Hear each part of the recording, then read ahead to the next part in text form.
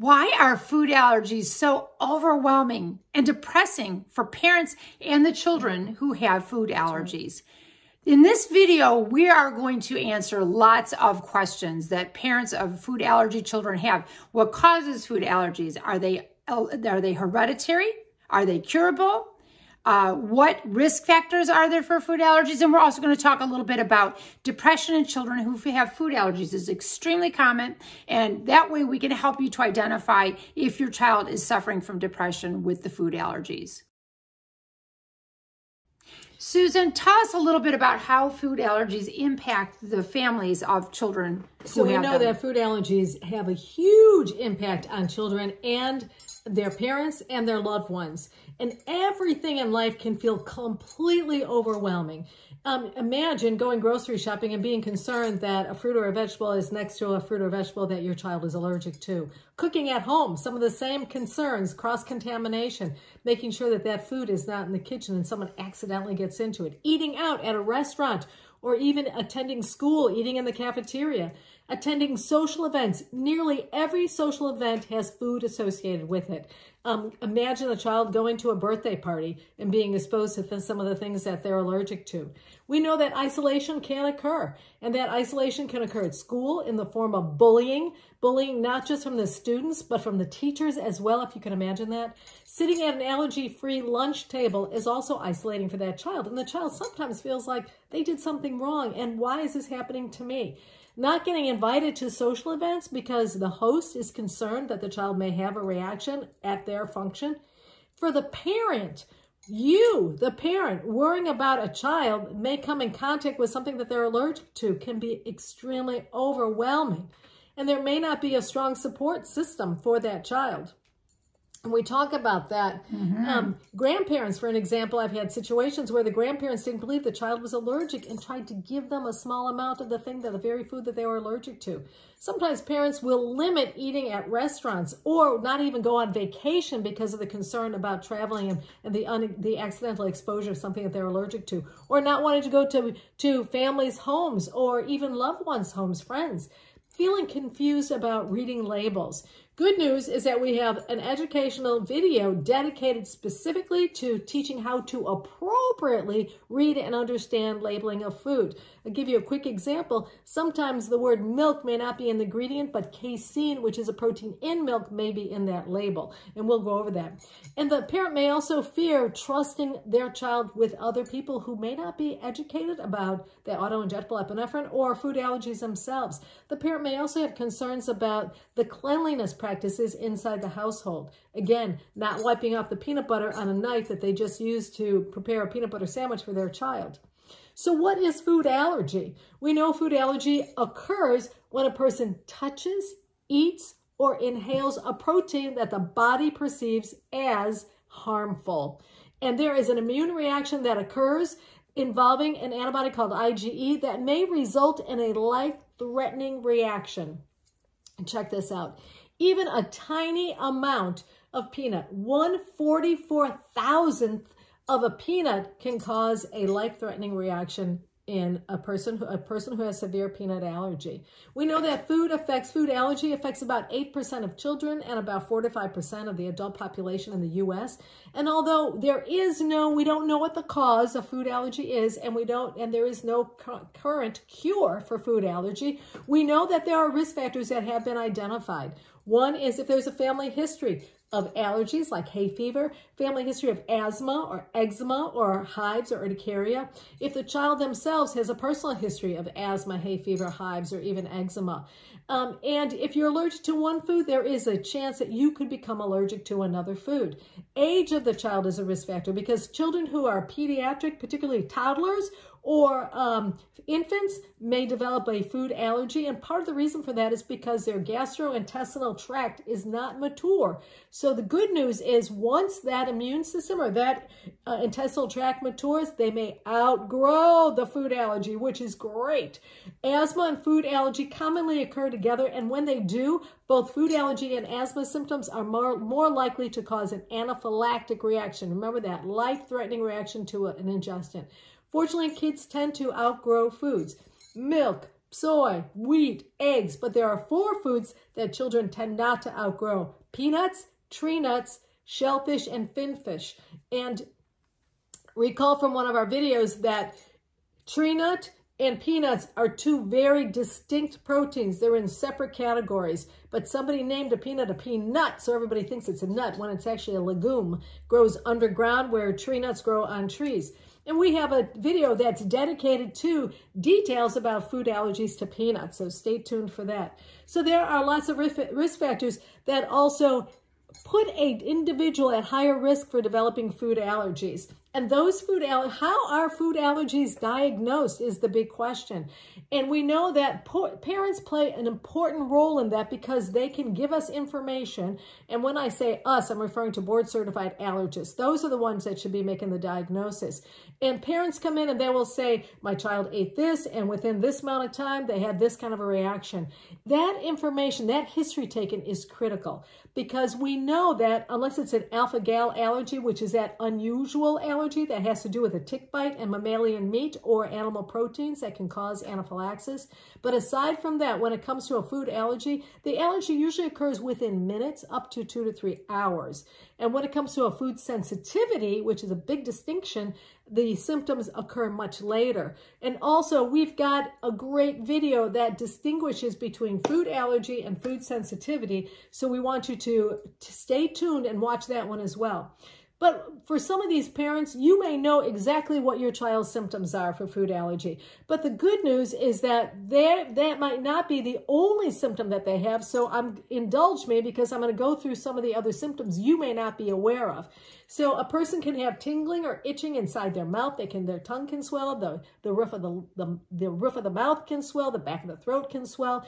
And the skin, they may develop a redness that looks like a sunburn, or they can break out in red, raised, itchy bumps that we call hives, or their eczema may get worse. Also, if there's facial involvement, they can have a swelling of the lips, the tongue, the face, the throat, any other part of the body as well. One symptom that is not very commonly known is that if a young lady has uterine cramping and she's not on her period, that could actually be a symptom of food allergy.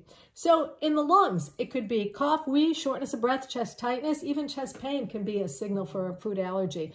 When it comes to the GI tract, the gastrointestinal tract, we talk about nausea, vomiting, diarrhea, as well as abdominal pain that can do it. Dizziness, so when we talk about the central nervous system or the brain, lightheadedness, dizziness. In medicine, we talk about something called a feeling of impending doom, when you feel like something bad is about to happen. Also, if the heart is involved, there can be a drop in the blood pressure or loss of consciousness. So those are going to be a little more obvious signs and symptoms. But your allergist, the board-certified allergist, will get a great history, and you are very important in that plan, as well as doing testing. More frequently, skin testing is performed, and there's reasons for that. We've got videos that talk about that. And sometimes a blood test is performed, and sometimes your pediatrician or the primary care doctor may get that.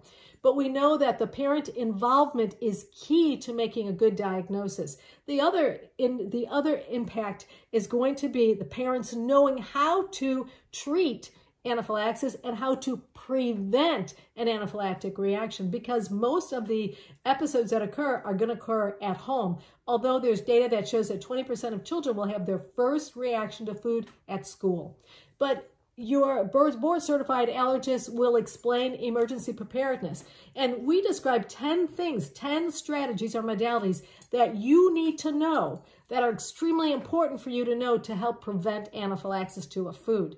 Strict avoidance measures is going to be imperative. So you want to make sure that the house is cleaned out of some of those foods, depending on what it is that the child is allergic to. You want to be an avid label reader, and again, we've got a whole video on how to do that. Carry 2 epinephrine devices. We sometimes describe those devices as auto-injectable devices, and you want to check the expiration dates on those as well. You want to teach family members, caregivers, any loved ones how to use that device and when to use that device. Also, they need to be wearing some kind of identification, whether it's a medical alert bracelet, a necklace, or something that tells them, so that the first responder, when they get there, can identify that this child immediately knows that the child has a food allergy and can administer epinephrine.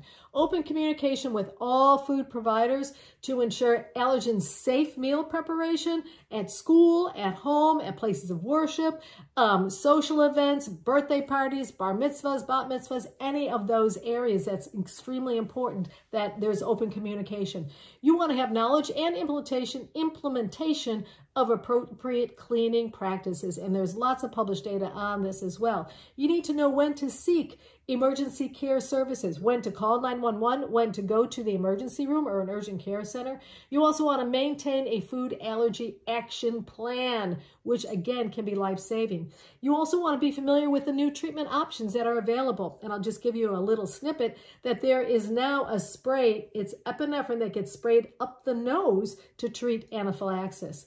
So there's a video that's dedicated to the 10 strategies for preventing anaphylaxis in food allergy recipients or patients.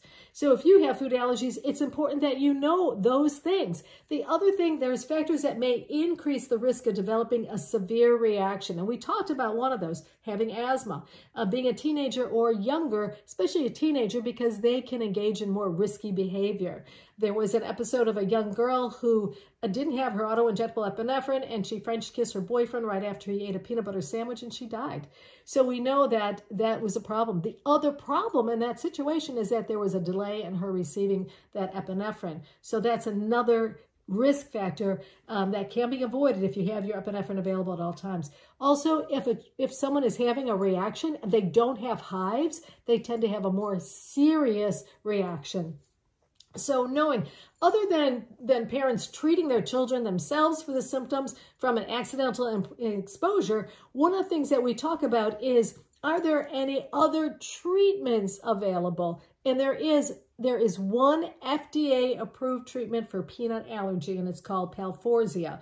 And it is a protein that's encapsulated, and the person has to ingest that every day. But there are also some current treatments for food allergies that may include, but is not approved by the FDA yet. And so you just need to know that. And there is one called oral immunotherapy, or OIT, another called EPIT, which is epicutaneous, which means on the skin. It's a patch and it releases a small amount of the food that a child is allergic to. And then something called SLIT, and SLIT is when you put that food under the tongue.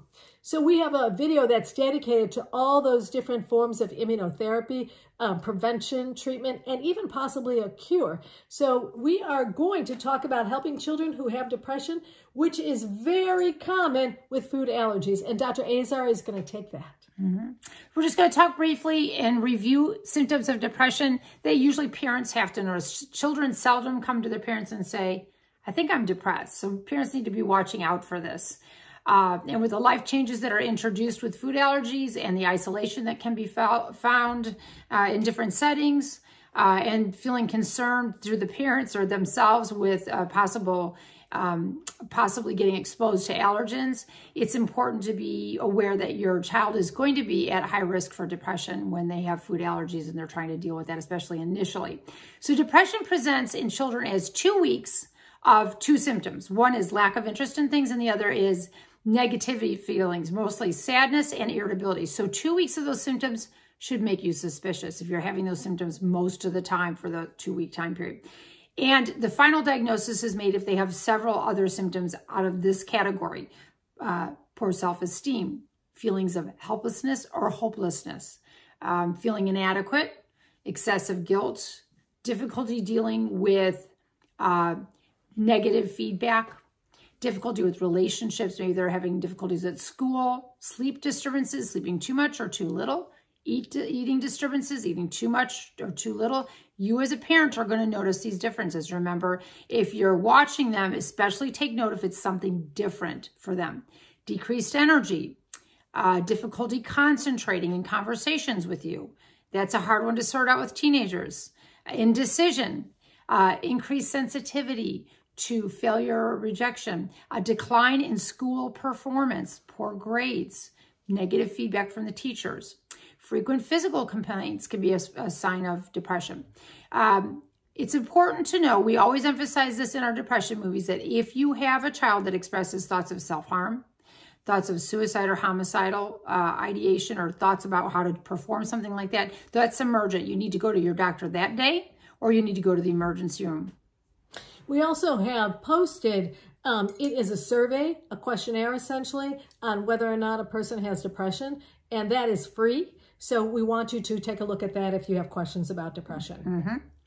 One of the first steps you should take when you think your child has depression is a visit to your local doctor that takes care of that child, that knows that child, because occasionally there is consideration that there may be some other chronic illness.